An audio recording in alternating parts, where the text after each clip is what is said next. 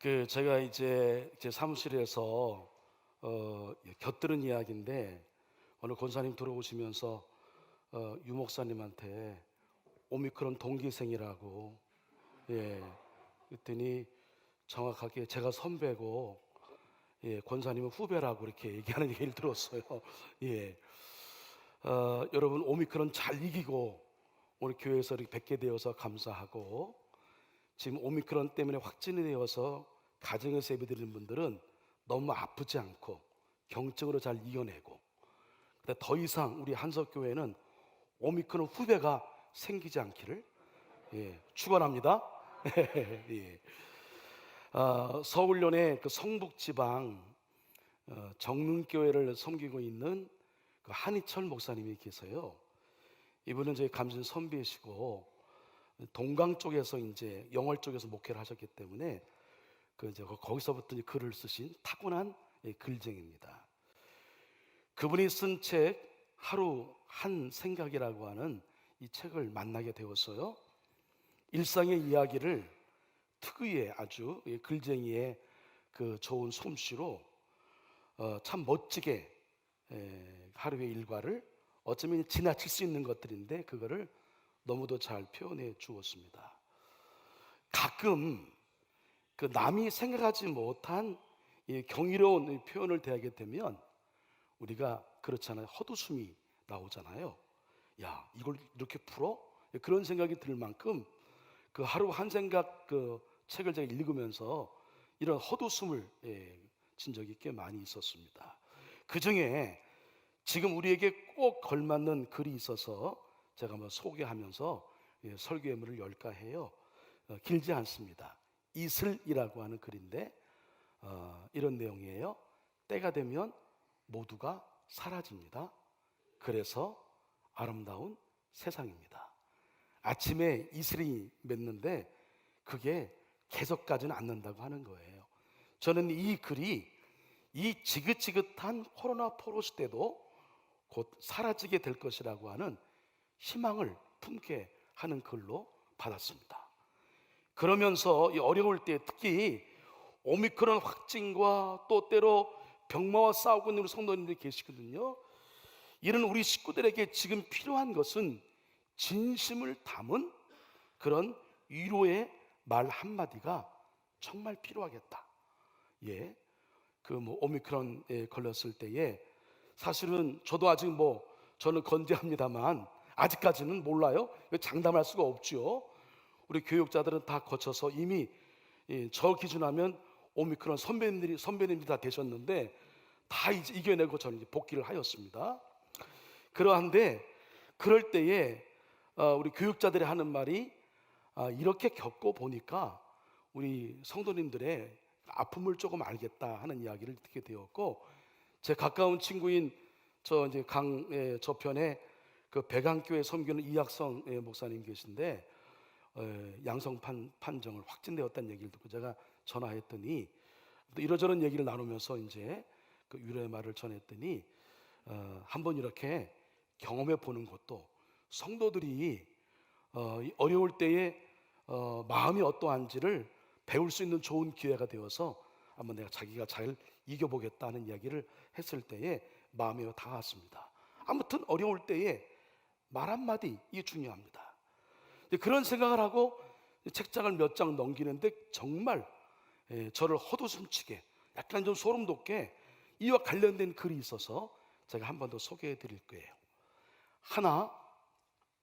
이 글의 제목이 하나예요. 온 산 잿더미로 만드는 건 작은 불씨 하나, 온 맘 숯검정으로 만드는 건 한마디 말.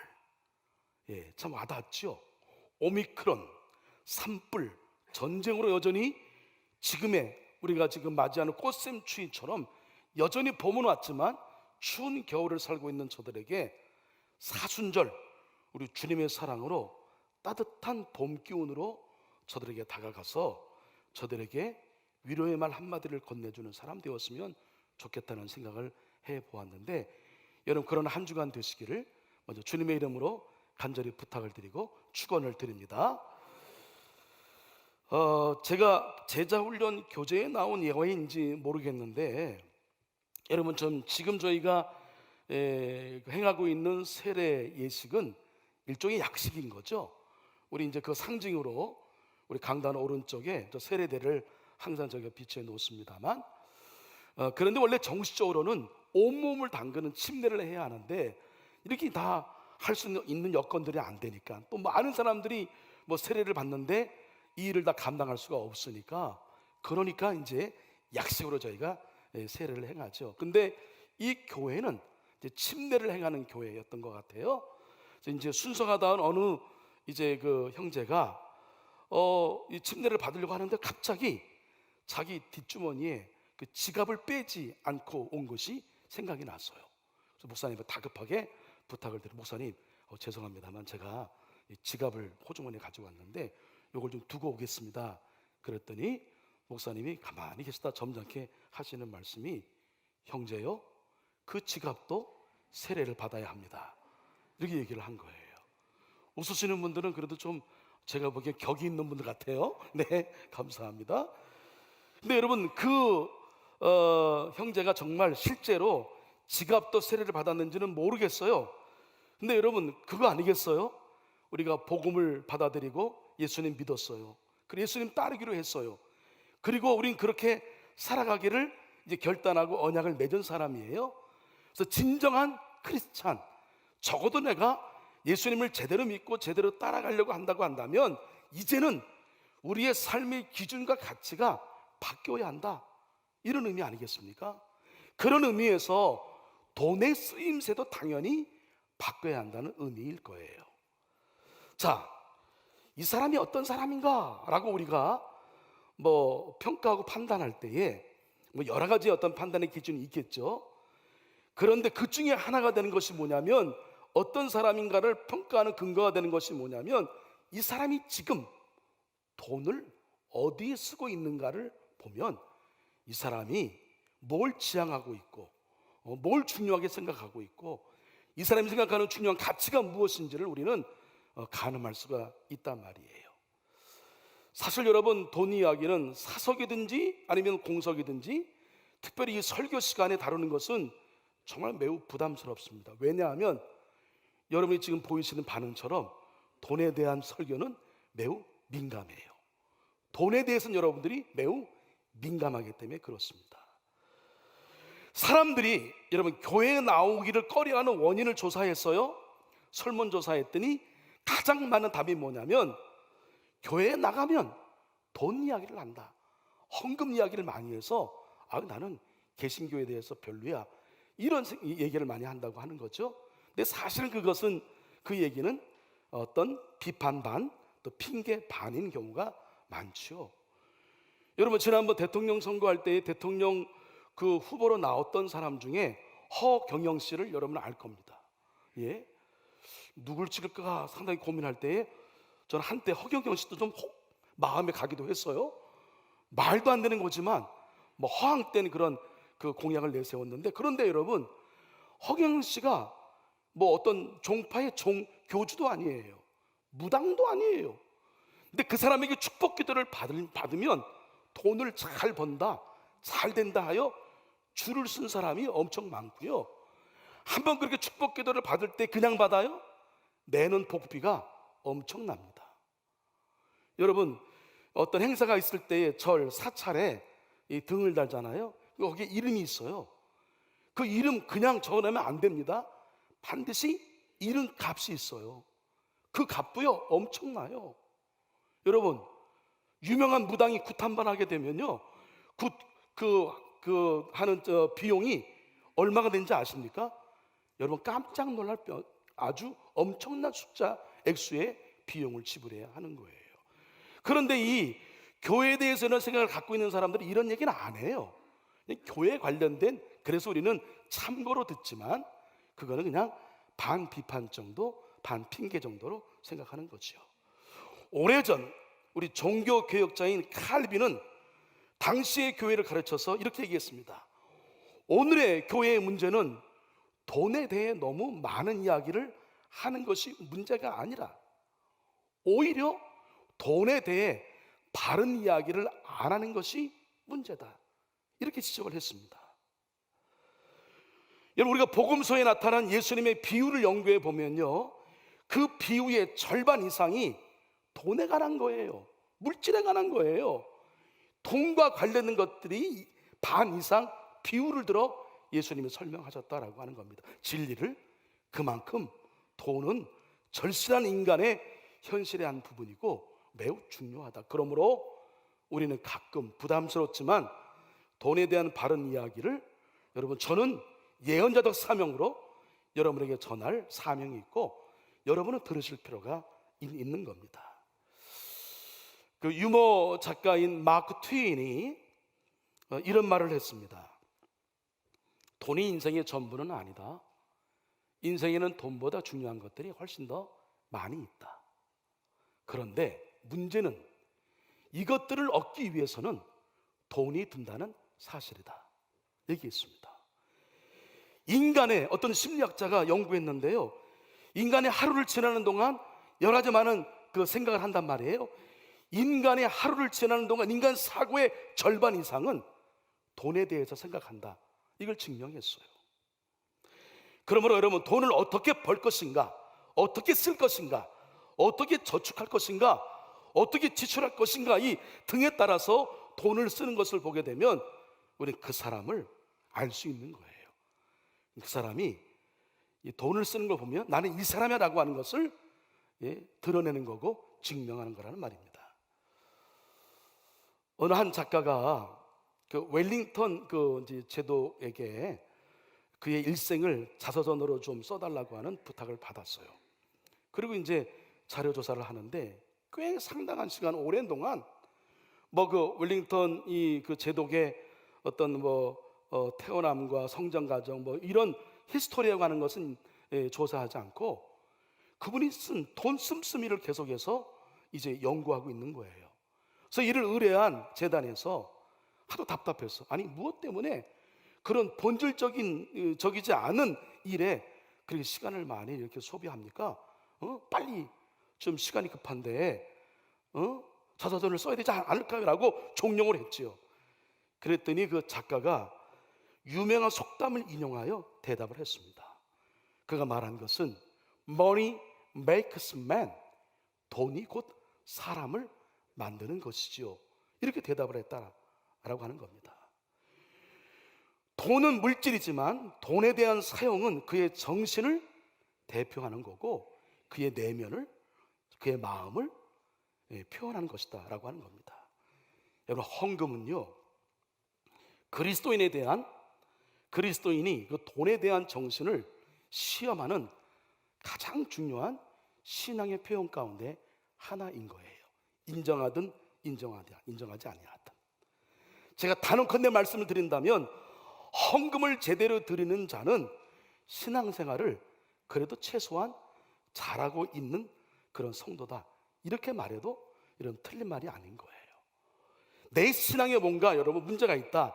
그래서 우리가 지금 다시 한번 코로나 포로 시대를 지나서 이제 우리의 영적 루틴을 회복하고 신앙생활을 바르게 하기 위해서 필요한 것들이 무엇인지를 이제 시리즈로 말씀을 전했는데 그게 오늘 마지막 5번째 헌금에 관련된 건데요. 여러분, 내 신앙을 평가해 볼 때에 내가 헌금 생활을 어떻게 하고 있느냐라고 하는 것은 내 신앙을 가늠할 수 있는 가장 중요한, 아니 어쩌면 가장 현실적인 잣대가 될 수 있는 거예요. 이유가 있습니다. 그걸 제가 설명해 드릴 겁니다. 오늘의 본문의 말씀은요, 사도 바울이 마게도냐 교회를 칭찬하는 내용입니다. 당시에 그 예루살렘 교회가 속해 있는 그 근방에 큰 기근이 일어났어요. 그래서 예루살렘 교회가 많이 어려웠습니다. 근데 예루살렘 교회는 여러분 잘 아시는 것처럼 교회의 초대교회 모교회죠. 마게도냐 교회는 이후에 세워진 교회예요. 그러니까 좀 힘이 약한 교회입니다.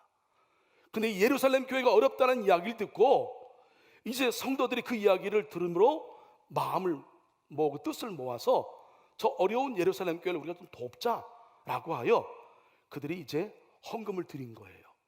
근데 헌금을 드렸는데 보니 이 어려운 상황 가운데에도 그들은 힘이 닿는 대로, 아니 힘에 지나칠 정도로 드렸다. 그리고 헌금을 드릴 때에 헌금을 드린 것이 아니라 자신을 드렸다, 이렇게 표현합니다. 그러면서 사도 바울이 이거 마게도냐 교회를 통해서 은혜를 너무 받은 거예요. 감동을 받은 거예요. 이 사실에 대하여 이거는 많은 교회들에게 알려야 되겠다 하여 빌립보, 데살로니가, 베레아 등지에 순교하면서 이제 순회하면서, 그러면서 이 마게도냐 교회에 행한 일들에 대하여 칭찬하고 그다음에 그것을 본받기를 권하고 있는 겁니다. 근데 여러분 잘 아시는 것처럼 예루살렘 교회가 지금 많이 어렵지만 마게도냐 교회라고 뭐 괜찮았을까요? 그렇지 않아요. 마게도냐 교회에도 좀 환란의 시대란 말이에요. 시련의 시대예요. 어려워요. 어려운 가운데 있지만 그 성도들이 마음을 모아서 이 궁핍한 형편 속에서도 경제적으로 전혀 여유롭지 않은 상황 가운데에도 최선을 다해서 이 예루살렘 교회를 돕는 일에 헌신했다, 헌금을 드렸다라고 하는 겁니다. 오늘 우리 이 시대를 살아가는 우리들 또한 이들에게서 우리가 배워야 할 진정한 헌금 정신이 있어요. 이걸 우리가 오늘 함께 배우고 또 우리도 그렇게 배운 대로 우리가 삶으로 인하여 성경에서는 그렇게 산 자들에게 주어지는 뭐 축복의 말씀을 뭐 몇 번 강조했죠. 그 축복의 주인공이 우리 한서의 성도님 되었으면 좋겠다는 마음으로 말씀을 전하고 있는 겁니다. 두 가지입니다. 헌금 정신. 첫째는 아는 거지만 정리해 드리는 거예요. 여러분 저를 따라 하실까요? 은혜에 보답하는 것. 헌금의 첫 번째 정신은 뭐냐면요, 은혜에 보답하는 겁니다. 오늘 본문의 말씀에도 은혜라는 단어는 5번 이상 나오고요. 기독교는 여러분 은혜의 종교라 이렇게 말씀드릴 수 있어요. 은혜란 내가 당연히 받을 자격이 있어서 받는 게 아니에요. 받을 자격이 없음에도 그렇게 사람들에게 베푸는 사랑, 그게 은혜인데 그 은혜를 받은 거죠. 우리가 받은 여러 은혜 가운데 가장 큰 은혜는 뭐예요? 구원의 은혜예요. 죽었던 우리가 예수님이 십자가 구속의 은총으로 살았어요. 우린 여러분 죽어도 이제 죽지 않아요. 우린 죽어도 우린 영생합니다. 어디에서? 천국에서 영원한 삶을 누릴 거예요. 할렐루야. 이 구원의 은혜가 감사해요. 그리고 여러분 뿐만 아니라 우리의 매일의 일상 가운데에 우리가 코로나 시대를 살면서 아무 일이 없었던 일상의 때가 얼마나 감사한지, 이게 은혜였는지 우린 절감하고 있지 않습니까? 그리고 여러분 우리가 사는 이 모든 것 우리의 힘으로 살아요? 인간의 힘으로 살아요? 인간의 힘으로 어찌할 수 없는 일들이 얼마나 많습니까? 그걸 알려준 것이 뭐예요? 이것이 바로 코로나고 오미크론이에요. 삼척 울진 불, 여러분 소방대원이 껐나요? 아니에요. 비가 와서 껐어요. 저 우크라이나 전쟁 누가 막아요? 우리 장로님 기도하신 대로 푸틴의 마음이 돌려지길 원하는데 사람 마음 어떻게 변화시켜요? 사람이 할 수 없는 일이에요. 하나님이 하셔야 될 영역인 거죠. 그러면 우리는 은혜로 살고 있음을 여러분 순간도 잊지 않는 저와 여러분 되셔야 합니다. 은혜 받으면 어떻게 해요? 그냥 모른 척해요? 그냥 입 딱 닦아요? 아니잖아요. 어떻게든 고마움을 표현해야 되잖아요. 우리 인간 사이에도 여러분, 사람과 사람 사이에도 기본적인 예의를 갖춘 사람이라고 한다면, 이 사람이 나에게 베푼 은혜가 있으면 그 은혜에 대해서 고맙다는 말을 하는 것이 당연한 것이라고 한다면, 여러분 하나님께서 우리를 엄청난 사랑으로, 이 땅에 가장 필요한 것은 공짜야, 다 주었어요. 어느 누구에게, 모두에게. 그런 은혜를 우리가 살고 있다고 한다면 그 은혜에 대해서 보답하는 마음으로 드리는 것이, 감사의 마음으로 드리는 것이 이게 헌금이라고 하는 거예요. 여러분 이 은혜를, 그러므로 여러분 헌금은 아무나 드리는 게 아니에요. 은혜를 아는 자만이 드리는 거고요. 은혜의 여러분 깨달음이, 은혜 받음이 신앙생활의 시작이며 마지막인 거예요. 이 은혜에 대한 것을 모르니까 교회가 헌금을 강조한다, 뭐 헌금을 강요한다, 이런 얘기를 하는 거죠. 몰라서 하는 얘기예요. 비판으로 하는 얘기고 핑계라는 얘기인 거죠. 그래서 여러분 기억하십시오. 헌금의 정신 첫 번째는 은혜에 보답하는 것이에요. 헌금은 구약의 율법에서부터 가르쳐진 것인데 그러나 중요한 것은 율법 이전에도 헌금의 모범이 많이 등장해요. 그 중에 하나가 누구예요? 여러분, 11조의 규정을 레위기나 여러분 출애굽기에 다루지 않을 그때의 창세기 여러분 14장 말씀 보게 되면 벌써 아브라함이 11조를 드렸어요. 아브라함이 조카 롯을 구출하기 위해서 전쟁을 일으키잖아요. 근데 사병이 작아, 소수의 사병이에요. 근데 기습 공격으로 인하여서 이제 이기게 되죠. 개선하게 되죠. 개선하는데 길에서 멜기세덱 제사장을 만나게 됩니다. 멜기세덱은 아브라함을 축복하며 이런 메시지를 전하죠. 너의 대적을 내 손에 붙이신 지극히 높으신 하나님을 찬송할지로다. 이게 뭐예요? 네가 이긴 건 네 힘이 아니야. 이건 하나님께서 이기게 하신 거야. 전쟁은 하나님 손에 달려 있는 거야. 그러므로 이 전쟁의 승리의 개선의 영광은 하나님께 올려드리는 게 마땅한 일이야. 이렇게 알려주었는데 이 멜기세덱의 가르침에 따라서 아브라함이 자신의 전리품 중에 10의 1을 떼서 멜기세덱에게 제사장에게 드렸다. 이거는 여러분 율법으로 제정한 11조가 제도가 생기기 이전에 한참 전이란 말이에요. 이 얘기 뭐예요? 헌금은 은혜 받으면 드리는 거예요. 예? 은혜가 없기 때문에 못 드리는 거죠. 아마 모르는 거죠. 예? 기본적으로 헌금은 은혜를 경험한 자만이 드릴 수 있는 거라고 하는 것, 헌금은 바로 은혜에 대한 보답이라고 하는 걸 먼저 마음에 새겨야 될 것이고, 둘째는 헌신의 의미가 담겨 있습니다. 2절 마게도냐 성도들이 그 희생적인 헌금을 드렸죠. 그의 삶의 정황은 환난과 많은 시련이에요. 경제적으로 극한 가난에 시달리고 있었어요. 그럼에도 불구하고 그들의 마음속에는 넘치는 기쁨을 간직하고 있었다. 이런 기쁨으로 그들은 풍성한 연보를 넘치도록 드릴 수 있었다. 한마디로 그들은 3절의 말씀처럼 힘대로 드렸고 힘에 지나도록 드렸다. 그리고 5절 말씀에 보니까 그들은 먼저 자신을 주께 드렸다. 헌금을 드림이 아니에요.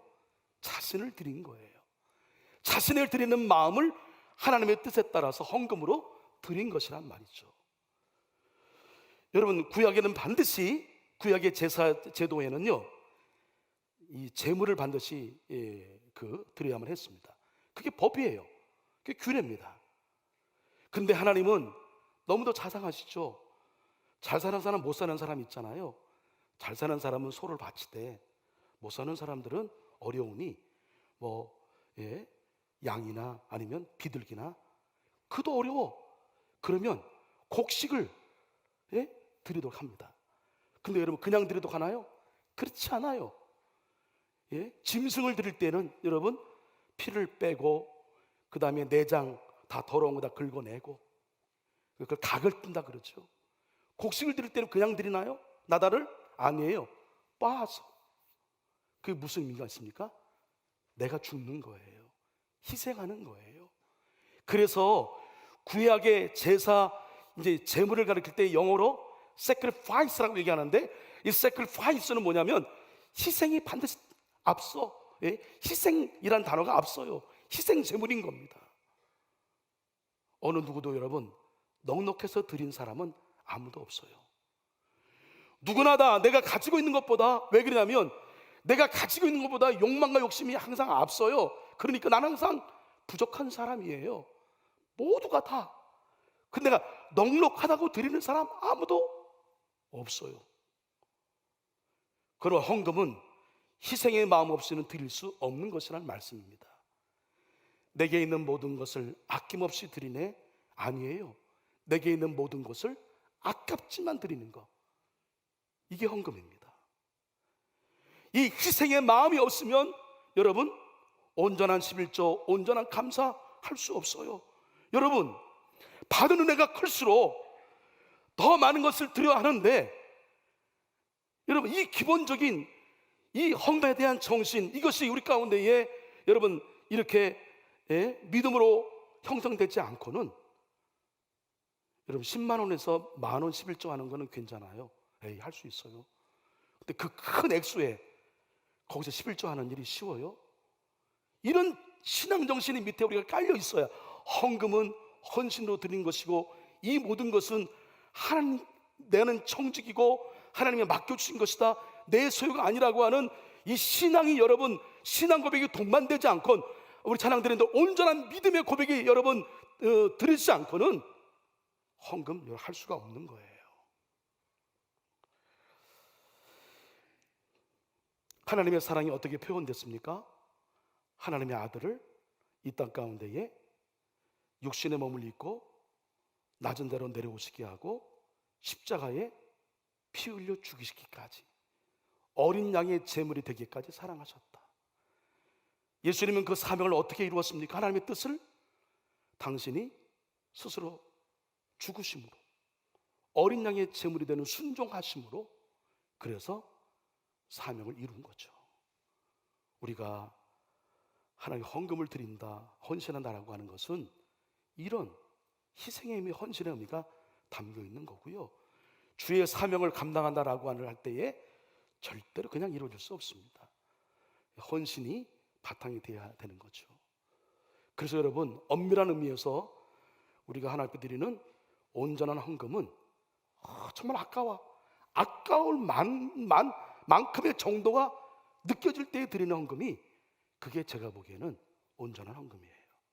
그냥 호주머니에 1,000원짜리 한 장이나 뭐 100원짜리 하나 이렇게 툭 던져, 그건 값싼 헌금이고, 진짜 헌금은 아깝지만 드리는 헌금이 진정한 헌금이다. 울더라도 씨를 뿌리는 것, 그래야 하나님이 그 헌금을 받으시고 그것이 심겨졌을 때에 풍성한 열매를 맺은 후에 기쁨으로 그 단을 가지고 돌아오게 되는 거죠. 여러분, 오늘 말씀이 여러분에게 적지 않은 도전이 될 텐데, 이게 여러분 축복의 길인 걸 여러분 믿으셔야 돼요. 목사는요, 예언자적 사명이 있어요. 목사는 기름 부었다라고 하는 것에는 예언자, 또 하나 제사장, 또 하나 왕의 사명이 있는 겁니다. 그죠? 기름 부었다라고 하는 것, 기름 부음의 의미에는 예언자적 사명은 하나님이 이 시대에 우리 선포하라고 하신 말씀, 그게 칭찬의 말씀이든지 아니면 그 심판의 말씀이든지 예언자적으로 강하게 꾸중의 말씀이든지 전하는 것이 예언자의 사명인 거예요. 말씀을 전할 때는 예언자의 사명을 갖고 있는 거죠. 선포하고, 그 다음에 여러분들이 그 말씀을 살도록 제사장이 먼저 그 말씀을 따라 실천하도록 노력하고, 그렇게 하기 어려운 성도들을 보담아서 하나님과 이 사람 사이를 연결해서, 그래서 점점 신앙이 성화되고 영화되도록 북돋아주고 함께 손잡아주고 함께 어깨동무하며 이끌어준 역할이, 이게 제사장의 역할인 거예요.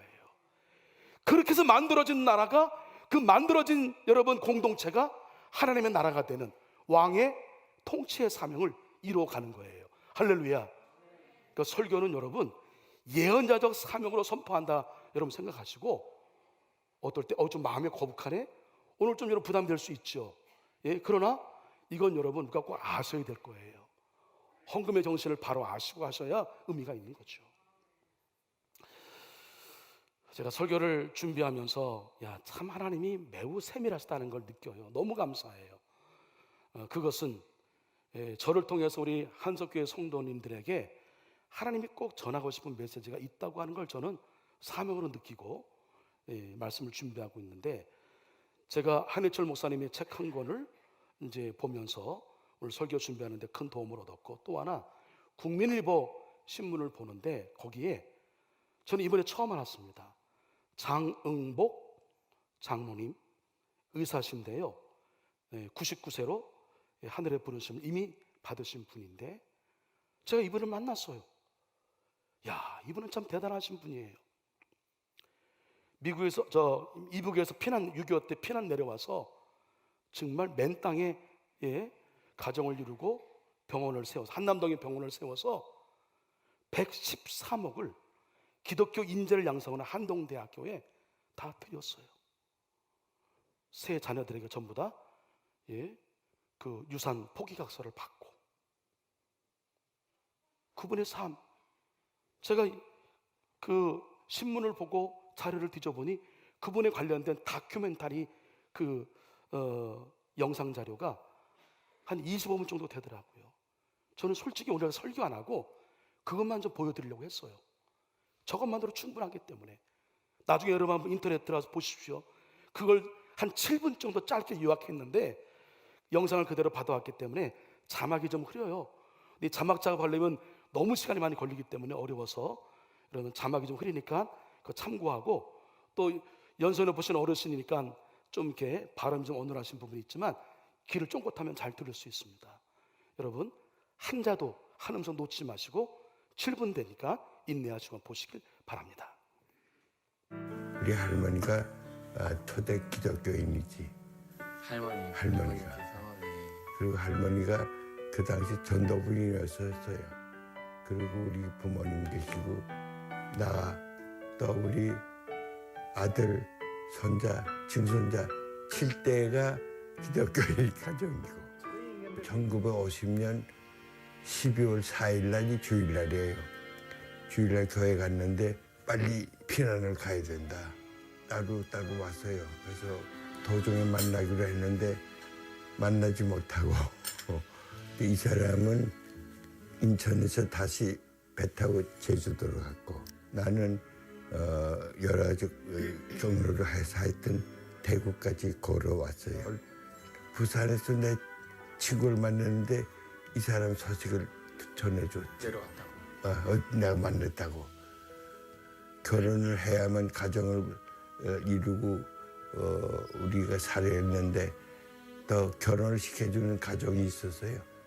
그래서 결혼을 53년도 3, 4월 달인가 했는데 정말로 아무것도 없지. 전부 옷 입어서. 옷도 아 근데 의사하고 이제 엊그저 저거 결혼식에서요. 병원에 계셨으면 수입이 아유 수입이 그때 무료 수입. 병원인데 그 당시에는 수입은 없고 그냥 저녁에 돈을 얻어다가 무료로 먹고 자면은 만족해야지. 병원이 그때 뭐 수입도 없고 병원이 아니고 저 어떤 집이 나면 옆에 집은 세탁소고 그러니까 병원이 아니고 학급방인데 거기서 병원을 시작했어요. 그러니 뭐 얼마나 가난했지. 그때는 환자가 오면 보고 안 오면 안 보지 문을 닫고 하는 시간은 없어. 그러니까 병원은 하나밖에 없었으니까. 한남동 전체가 하나밖에 없으니까. 어떤 밤중에 와서요 두드리고 문 두들겨서 딱 유리창 깨놔요. 유리창을 깨놔요. 빨리 안 열어준다고. 근데 밤에 오는 사람 치고 돈까지 오는 사람 없어. 내가 일생의 목표는 처음부터 100억만 생기면 장학금 만들어서 쓰겠다 하는 것이 목적이 돼서 우리는 정말로 내가 구두쇠 노릇 중에 구두쇠 했지. 지금도 좀 있는데 이제 쓰고 나머지는 현금은 전부 한동대학으로 하려고 지금 그건 이제 유서를 써놓게 하는데 다시 한번 정리해야지. 주위에서 도와주는 분이 많았어요. 하여튼 이렇게도 도와주고 저렇게도 도와주고. 끈이 이렇게 걸려서 잡아당기는 같이 그렇게 도와줘. 내가 하려고 그런 게 아니에요. 다 해서 도와주고. 돈이 벌으려는데 벌래요? 나는 어떻게 해서 버는지도 몰라요. 우리 집에는 10년 된 거는 새 거고 20년, 30년 된 거 다 하나도 버릴 게 없어. 이 사람 벌써 반지나 하나도 없어. 일평생. 반지 결혼할 때 한 거 이 사람이 저 빚 보증서 가지고 뺏어 줬다. 빚 보증서 가지고. 그리고 반지는 지금도 없잖아요. 그러니까 하나도 없어 반지. 뭐해? 필요 없어. 해봤자 뭐. 그건 내가 늘 아이들한테 말해. 그러니까 예수 잘 믿고 사는 거 하나, 난 그거밖에 얘기 안 해요. 그러니까 예수 잘 믿고 성실하게 살면 축복받고 산다고 요새들 손자들은 얘기해주면 다 내 얘기 다 듣고 잘합니다. 중선자까지 잘하지. 우리야만 정말로 빈손으로 왔는데 얼마나 풍부하게 축복 줘서 우리 자녀들도 다 건강하잖아. 건강하지 못한 사람 하나도 없잖아. 칭찬은 별로 못 받을 것 같아. 왜냐면 다 욕심 자기 할 거 다 하고 나머지인데 뭐. 다 욕심 부리고 자기 마음대로 하고 나머지인데 뭐. 못하지면 안 했을 거 아니야. 근데 우린 정말로 누군가가 꼭 뒤에서 잡아줘서. 그러니까 부모님의 기도를 해주셔서 그런가 봐. 이북에서 예, 그렇게 생각해요. 근데 옛날 사람들은 공부 안 하면 이렇게 얘기했거든. 야 이놈아 공부해서 남주니 자기 위해서 공부하는데 그랬거든 옛날에는. 근데 김영통이 공부해서 남주자는데 난 벌어서도 남주자. 자기만 쓰면 결국은 암만 벌어봤자 갈 때는 한 푼도 못 가져가잖아요. 우리 아버님은 어떤 젊었을 때는 못 그랬지만 이제 나이가 드시면서 매일 성경 보시고 또 기도하시고 신앙 생활에도 모범을 보이시고 또 국가의 동량들을 위해서 기부도 하시고 그러한 삶이 본받을 만하다고 생각되고 저도 하나님께서 재물을 주신다면 아버님같이 하고 싶습니다.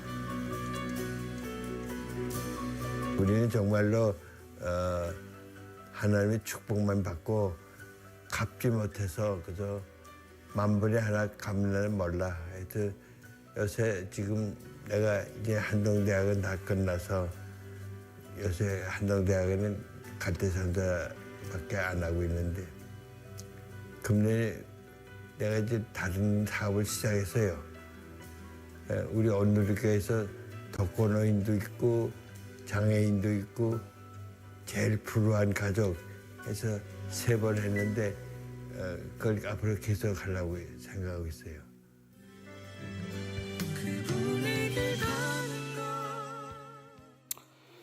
네, 제가 앞서 소개한 한희철 목사님의 그 하루 한 생각이라고 하는 그 책에 있는 내용을 제가 마지막 여러분 소개하면서 설교를 마무리할까 합니다. 세상이 아름다운 이유, 사막이 아름다운 것은 사막 어디엔가 우물을 감추고 있기 때문이라고 생텍쥐 페리는 어린 왕자를 통해 말했다. 그렇다. 사막과 같은 세상이 그래도 아름다운 것은 세상 어디엔가 우물과 같은 사람이 감추어져 있기 때문이다. 기도하겠습니다. 하나님의 은혜가 내가 가지고 있는 그 어떤 것보다 크다고 언제나 깨달아 알게 하시고 그 은혜를 고백하며 살게 하여 주시옵소서. 그래서 그 은혜에 감사로 보답하고 하나님의 뜻을 이루어 드리는 일에 내게 주신 것을 아깝지만 기꺼이 행복하게 드리며 살게 하여 주시옵소서. 우리 교회 안에 이런 아름다운 전통을 세워줄 어르신들이 있게 하여 주시옵시고 어르신들의 거기를 본받아 갈 우리 후손들이 거룩한 꿈을 또한 꿀 수 있도록 우리 교회를 주님 그렇게 써 주시옵소서. 부족하지만 사막과도 같은 세상에 우물과도 같은 사람 되기를 간절히 원하옵나이다. 예수님의 이름으로 기도합니다. 아멘.